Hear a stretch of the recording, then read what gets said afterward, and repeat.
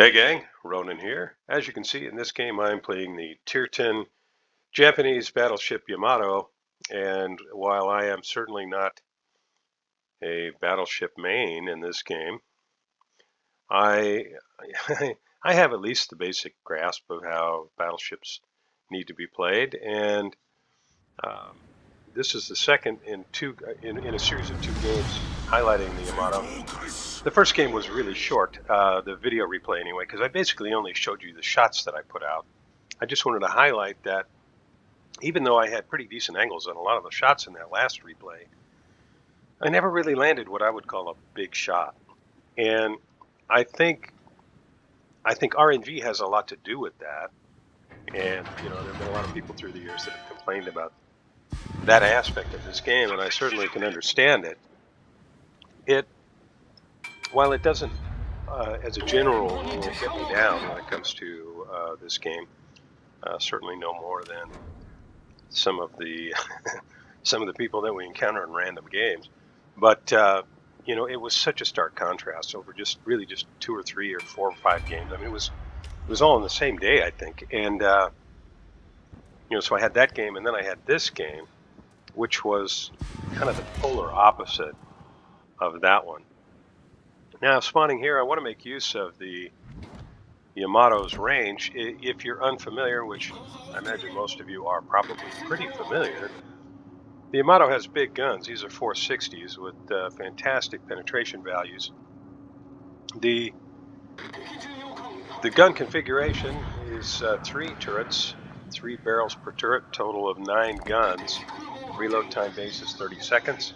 180-degree turn time on the turrets, 60 seconds.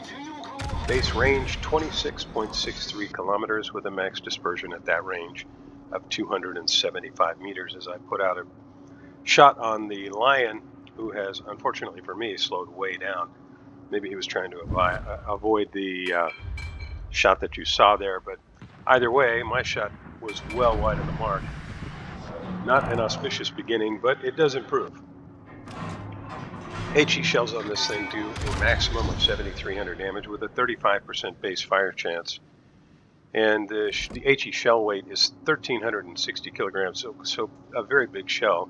The AP shells are just, they are stunningly good. As you can see, 3 pens, one of them is Citadel, 24,000 damage. And that is kind of how most of this game went for me. So 14,800 max damage on the AP shells. The initial shell velocity on the AP shells, 780 meters per second. On the HE shells, it's a little bit higher at 805. The AP shells weigh 1,460 kilograms, so a little bit more than the HE shells. And of course, they hit really, really hard. Now, if you watch the last replay, which was pretty short, 6 or 7 minutes, I think, and it really was just kind of all the shots that I made during the game, one after the other, after the other, after the other. You saw that, some of you can say, well, some of the shots weren't that great, and of course that's always going to be true in pretty much any game, but what you just saw there is what I saw over and over and over against even angled opponents they weren't really well angled. They were at 60 degrees or more. I mean, some of these guys were, at 70 degrees or, right around 90 degrees. And it was still happening a lot. And I think that's probably due, you could say, well, a certain amount of that is just blind chance. Okay, well, I accepted a certain amount of that may be true. So I try to catch the Lion as he's showing me a 60-degree angle. And that's Citadel number 2 in just a few volleys, and finished off the Lion. But if you've been playing this game any length of time, you understand exactly what I'm talking about. Sometimes it seems like, despite your best efforts and decent gameplay, things just don't go your way. I'm simply acknowledging what I think is a part of the game. Now, as far as the mechanics are concerned, we may never know what, if any, extra RNG factors may be involved. We recently learned that all of the ship systems, have their own. There's another double Citadel on broadside Hipper. Ship systems have their own HP count, which is randomly generated at the start of every game. And some games, your systems are going to break like mad because every other time you get hit, you're going to lose a system due to having very little HP in that system. So I, try to put a big shot on Guden Lu. He's eating a citadel there for 21,000 plus. So that's 5 citadels in, I don't know, what, 7, 8 volleys. And this is more of a normal experience, at least in my experience, with Yamato against broadside ships. Whereas the other very short replay was kind of anomalous in that it was really weird how many, what I considered terribly angled opponents were able to avoid the vast majority of damage potential, sometimes all of it. And it just, this game went a lot better. Now there's just a complete whip. Hipper, he's quite a ways away at this point. He just maneuvers and does a good job of avoiding the shells. And our team now has 10 ships to 9 advantage. Both teams with a cap. We've got a significant points lead. And I'm going to go ahead and push up here a little closer. I don't want to push too close. I don't want to get myself in a position where I get burned down by the Hipper. I think that Yamato is probably not long for this world.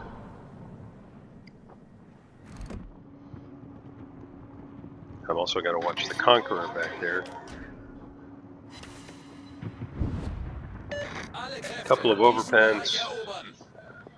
And I'm keeping an eye on that Hipper. But I do want to help the team finish off Yamato. And our Montana is showing a flat broadside to Conqueror and Yamato. I can't imagine that's going to end well, is what I was thinking at the time. Is that Hipper sits out there trying to help burn him down. And I want to try and help finish off that Hipper. Our Montana now angling a little bit more. One overpen on the Hipper as he sits way out there at basically 20 kilometers and continues to pour shells into the Montana, finishing him off. I'm going to keep pushing this direction. The range on this ship, I can cover most of the map. And I'm going to spread these shells out a little bit, just hope one of them lands on the Hipper, because I think all it's going to take is one of them and his ship will be sunk. Now I'm going to focus my attention north of my position. You can see I'm rotating the guns, and I can say right now, it's looking pretty good.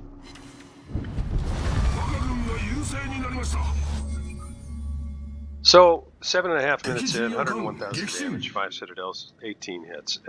Certainly not going to set any records, but a dramatic difference from the last game we saw in this ship.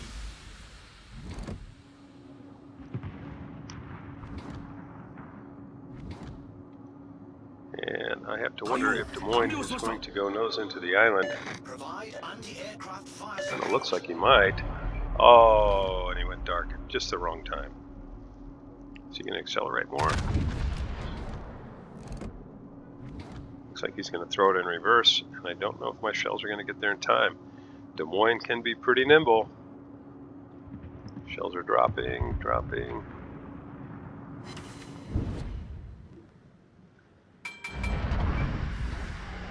At this point, I'd say our team is looking pretty good. They're trying to push into the Bravo cap a little. Borgogna's kind of all on his own there. Looks like he's going to continue turning out, so I'll put the shells a little bit higher. And cross my fingers.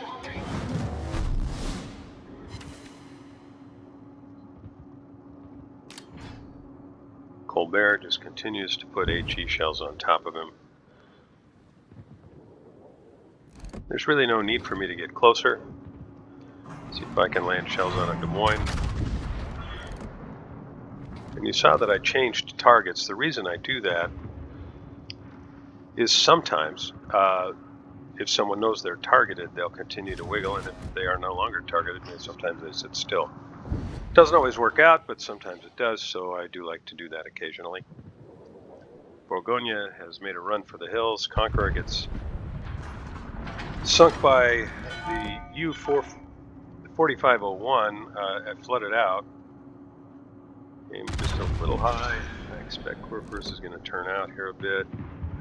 And Des Moines looks like he's making a run for the cap. See, I've got it in reverse. I'm just trying to give myself a little more room over the top of the island.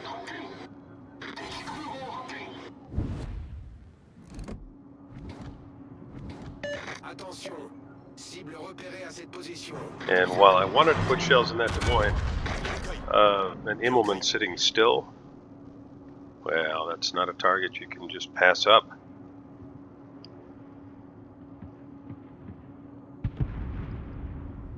The other Yamato on my team finishes off one of the Des Moines. No Citadel, unfortunately. I expect he's probably going to start reversing. He's right at the max of my range. I'll just add a touch more. I think he's inching forward just a hair. Let's hope he continues to do that.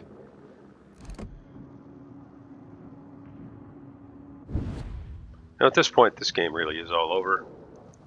The red team's down to 5 ships. We've still got 9.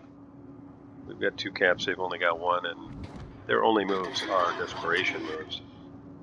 None of those shells landed, so that tells me Immelman, well, he did something other than what I was hoping.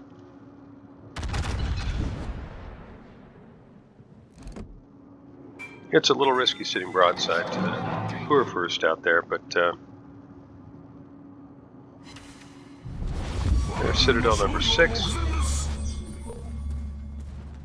As Immelman brings in some torpedo planes. He's still reversing, loose side of him there. So I might have to put some shells on the Kurfürst. Now you can see we've got a Prussian and what else down there on the bottom of the map? Bourgogne. They've been running from the red submarine, which is backed up by the Kurfürst. Trying to gauge his speed and make my best guess. Looks like he's turning out just a hair.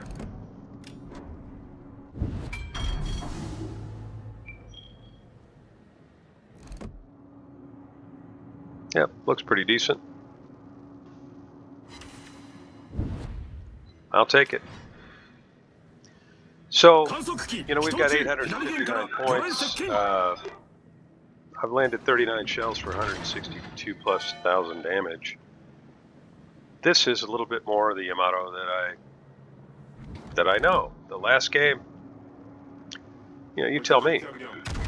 Do you feel that RNG plays a bigger role than maybe we're aware of in this game?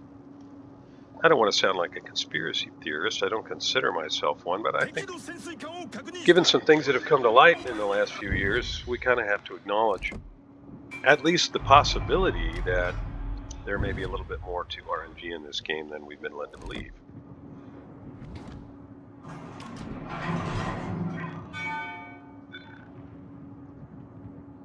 Looks like he's running max speed at this point. Let's see if I can help finish him off. Colbert just continues to pummel him with HE. And down he goes. And with that, I think the game is securely over. I'm sitting at 178,702 damage, 6 Citadels on 45 shell hits. 3 ships sunk. Was never really in what I would consider any danger. Trying to bring all the guns around here and hope for a decent shot on the Immelman. Hoping he's going to reverse a little bit, but you know, my shells aren't even going to have enough time to get there before this is over. So we'll take a look at the stats and we can compare that to the last game. And